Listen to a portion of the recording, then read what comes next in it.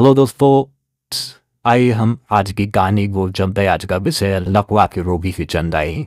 मत्ती रची सुसमाचार 9 अध्याय 1 से 7 पद। दोस्तों, यीशु मसीह नाव पर चढ़कर पार आए और अपने नगर आए और किसी घर में वो प्रार्थना कर रहे थे और बहुत सारे लोग उस घर में इकट्ठे थे और शायद द्वार बंद था और अंदर जाने के लिए कोई भी रास्ता नहीं था। सब लोग शांत माहौल से प्रभु यीशु मसीह का वचन सुन रहे थे और वो लोग बड़े आनंद महसूस कर रहे थे। अचानक उस घर में अंदर चारों तरफ से आवाजें होने लगी, ठक ठुक और ठोका पीटी की। और ऐसा अंदर बैठे हुए लोगों को महसूस हुआ कि मानो किसी ने जो है वह चढ़ाई कर दिया। विरोधी दल के लोगों ने, एंटी पार्टी ने वो चढ़ाई कर दिया और आज सब के सब मारे जाएंगे। ऐसा लोगों को वहाँ अनुभव हो गया और सब लोग डर और भयभीत हो गए। पर यीशु मसीह बड़े इष्ट रूप से वहाँ पर उनके बीच में वचन बताते ही रहे। और दोस्तों, लेकिन आवाज़ रुक नहीं रही थी। हथौड़े और शब्बल और गेंदा से एकदम कोड़ने की आवाज़ आ रही थी और उनको लगा कि हमारी प्रार्थना का घर वो तोड़ना चाहते हैं और ढाना चाहते हैं। लेकिन दोस्तों, कुछ ही देर में जब सच्चाई सामने आई, एक सूरज की किरण और रोशनी अंदर आई और बड़ा सा हॉल हो गया और एक खाट नीचे लटकी, उस पर एक आदमी बैठा हुआ जमीन पर आया। और दोस्तों, ये देखे सब लोग सरप्राइज और चौंक गए कि जो है ये किस प्रकार का विश्वास है। और दोस्तों, जब वो रोगी उनके बीच में आया तो यीशु ने उससे कहा, ढाढ़स बांध, तेरे पाप क्षमा हुए। और अड़ोस पड़ोस जो लोग बैठे थे उनमें कुछ विरोधी लोग भी थे। दोस्तों, जब आप कहीं प्रार्थना करते सभा करते हैं तो सब विश्वासी नहीं होते हैं। बहुत सारे लोग विरोधी लोग भी बैठे रहते हैं कि आपकी टांग खींचे। मौका मिलने से वो आपके खिलाफ सबूत इकट्ठा करे। और ऐसे कुछ लोग यीशु के साथ भी थे। और जब यीशु ने कहा तेरे पाप क्षमा हुए, उन्होंने क्या है तुरंत एक्शन लिया और उसने कहा देखो देखो ये परमेश्वर की निंदा कर रहा है और परमेश्वर की जो है अपने आप को परमेश्वर को तुल्य ठहराता है और वो उसका नाम खराब करके अपने आप को वो पब्लिसिटी दिलाना चाहते थे, फेमस होना चाहते थे कि वो सबसे बड़े जो है तुम्हारे की धर्म गुरु है और वो सबसे अधिक समाज के कल्याण करने वाले लोग हैं। दोस्तों, लेकिन इनके बीच में ये लकवे का रोगी कितने ही वर्षों से ना जाने वो घाट पे पड़ा था और ये लोग भी इसको जानते थे, लेकिन चंगा नहीं किए, मरते हुए का नहीं बचाया। लेकिन जो बचा रहा है उसको जो है ये लोग ऐसा कर रहे थे। ये कौन था? 10 बच्चे को 4 लोग लेकर आए। कुछ लोग तो लोग कई जगह देखेंगे कि वो लोग छोड़कर चले गए, पड़े ही रहते थे, लेकिन ये लोग उसकी अभी भी कदर कर रहे थे।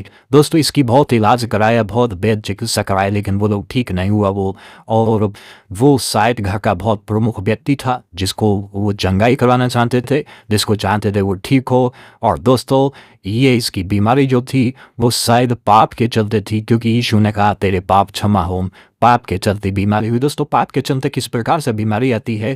दोस्तों, पाप के चलते मनुष्य के जीवन में डर, भय और चिंता और हाई डिप्रेशन आ जाता है। और हाई डिप्रेशन आने से कई बारी हमको जो है दिमागी दौरे पड़ जाते हैं और दिमागी दौरे पड़ने से कई बार हमारी बॉडी पैरालाइज हो जाती है। दोस्तों, कई बार हमारे अंदर नसें फट जाती हैं और खून जमा हो जाता है। खून जमा होने से ब्लड सर्कुलेट नहीं हो पाता, जिसके चलते हमारी बॉडी पैरालाइज हो जाती है। और जब यीशु ने कहा कि तेरे पाप क्षमा हुए, दोस्तों, बॉडी में जो खून था वो तेजी से सर्कुलेट हुआ और दोस्तों पूरा बॉडी बूस्ट अप हो गया। और यीशु के इतना कहने से कि तेरे पाप क्षमा हुए, खाट उठा चल और दोस्तों वो रोगी लकवे का मारा हुआ चमड़ा हो गया।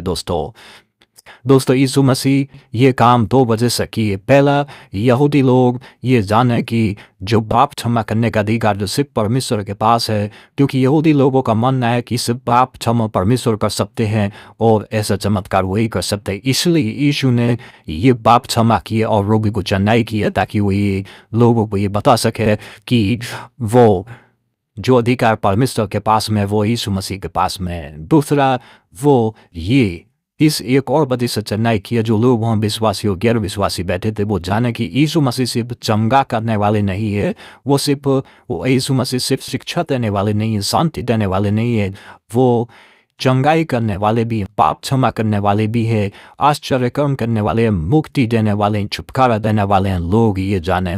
दोस्तों यीशु मसीह की शिक्षाओं में सबसे अधिक है क्षमा। यीशु मसीह ने कहा कि तुम क्षमा करो, 70 गुना क्षमा करो। यीशु मसीह ने कहा एक दूसरे से प्रेम करो। यीशु ने कहा मैं अपनी शांति तुम्हें दिए जाता हूँ। यीशु ने कहा विश्वास करो।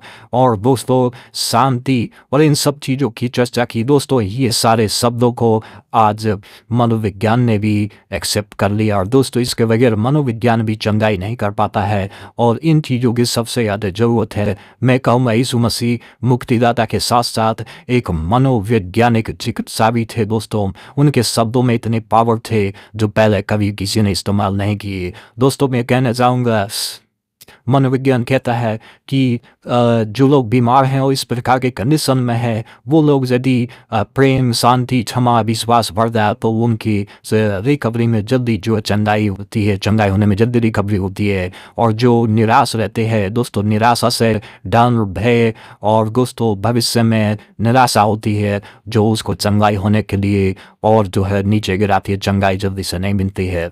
दोस्तों मैं कहना चाहता हूँ कि आपके घर में यदि बीमार है, रोगी है, परेशान है, चंगाई नहीं हो रही, इलाज कराने से तद सिंपल सी बात है, आप यीशु मसीह का वचन दे दीजिए और उसको बोलिए कि रोज शाम और सुबह वो पढ़े और दोस्तों देखेंगे कुछ ही दिनों व्यक्ति ठीक हो जाएगा। आज की स्टोरी में बस इतना ही, जुड़ रही है हमारे साथ। धन्यवाद।